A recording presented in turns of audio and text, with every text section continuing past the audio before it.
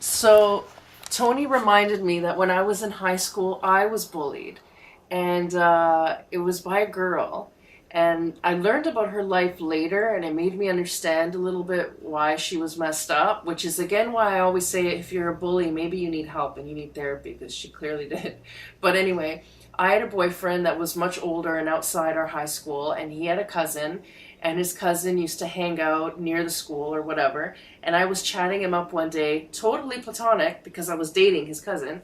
And she saw me talking to him, and that was it. It was like this switch went off in her head, and I was the mortal enemy. And she vowed to like kill me after that. So she stalked me. So her bullying was in the form of stalking, and it was really frightening. She would just sit in front of my house and stare at me. She'd follow me to school, and she'd walk really close behind me and kick my heels.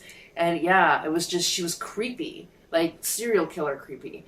And it was horrifying anyway, because she was huge. She, poor girl, was massive and just, and it was just hard on her, obviously. So, yeah, and that was torture. And nobody took it seriously because I was a really tough kid and I hung around tough kids. So I was running with like the bad crowd, so it was laughable that I would be intimidated by somebody, but I really, really was. And nobody at school took it seriously. I got in trouble for complaining. And so I went to the local gang in of our neighborhood. And the one day we were in front of a street, not in front, but beside a streetcar with the local gangster. And she walked past and started screaming something and came to get me, to get at me. And he pushed her in front of a streetcar. And thankfully she didn't get hurt. She got the message never to come near me again, and she didn't.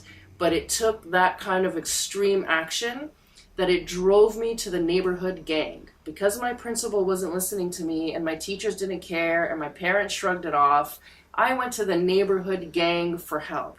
So really, parents need to get involved and teachers need to step in before the gang has to come in and clean things up.